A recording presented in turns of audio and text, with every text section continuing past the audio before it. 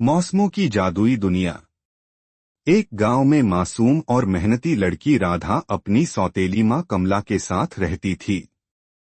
कमला हमेशा राधा को असंभव काम करने भेजती ताकि उसे परेशान कर सके, लेकिन राधा की अच्छाई और किस्मत हर बार उसे बचा लेती थी।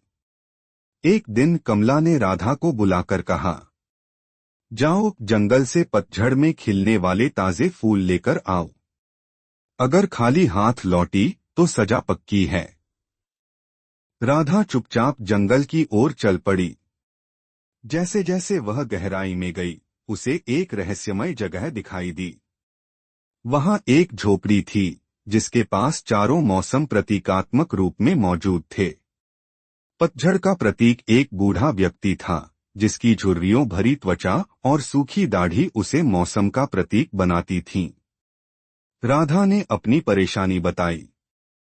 बूढ़े ने उसकी मासूमियत देखकर कहा, मैं पतझड़ हूं, मेरे मौसम में फूल नहीं खिलते, लेकिन मैं अपनी जगह वसंत को बुला सकता हूं। वसंत ऋतु का प्रतीक एक नौजवान वहां आया। उसकी उपस्थिति से जंगल हरियाली और रंग-बिरंगे फूलों से भर गया। राधा ने फूल इकट्ठा किए और घर लौट आई। कमला को विश्वास नहीं हुआ, लेकिन उसने चुप रहना ही ठीक समझा। कुछ दिनों बाद कमला ने फिर से राधा को बुलाया, जाओ सर्दी के मौसम में जली हुई कोयले की राख लेकर आओ। अगर यह नहीं लाई तो सजा तैयार है।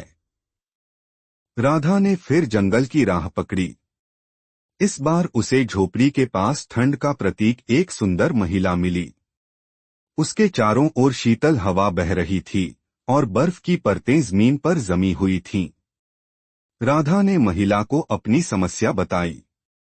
ठंड की महिला ने कहा, मेरे मौसम में आग जलाना मुश्किल है, लेकिन मैं तुम्हारी मदद करूंगी।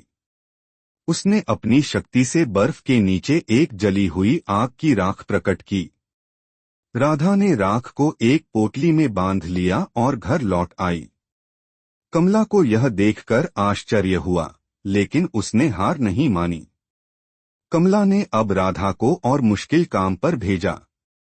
जाओ वसंत के मौसम में अमर फल लाकर दो। ये फल केवल जादुई होते हैं और आम इंसान इन्हें ला नहीं सकता। राधा एक बार फिर झोपड़ी के पास पहुंची। वसंत ऋतु का नौजवान वहां मौजूद था। उसकी मुस्कान में ताजगी थी और चारों ओर फूलों की खुशबू फैली थी। राधा ने अपनी समस्या बताई। वसंत ने कहा, अमर फल वसंत के पेड़ों में नहीं उगते, लेकिन मैं तुम्हारी मदद करूंगा। उसने अपनी शक्ति से एक जादुई पेड़ उगाया जिस पर अमर फल लदे हुए थे। राधा ने फल तोड़े और घर ले आई। कमला अब पूरी तरह समझ चुकी थी कि राधा किसी जादुई मदद से यह सब कर रही है। उसने खुद सच जानने का निश्चय किया। अब कमला ने राधा को गर्मी के मौसम में बर्फ का ठंडा पानी लाने को कहा। राधा झोपड़ी पर पहुंची। वहां गर्मी का प्रतीक एक तगड़ा युवक था। उसकी उपस्थिति से वातावरण गर्म था। राधा ने उससे अपनी समस्या बताई।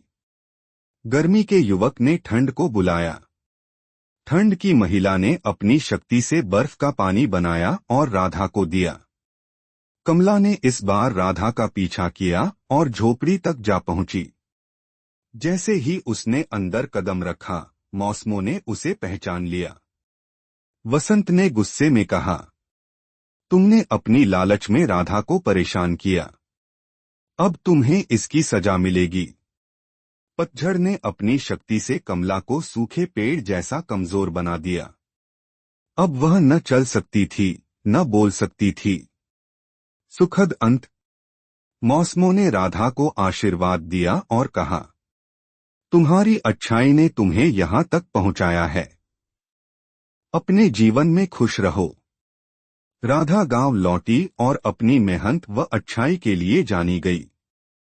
जंगल की वह जादुई जगह हमेशा मौसमों की शक्ति और राधा की अच्छाई की कहानी सुनाती रही। अगर आपको यह कहानी पसंद आई है तो इस कहानी को लाइक करें और कृपया हमारे चैनल को सब्सक्राइब करें। धन्यवाद।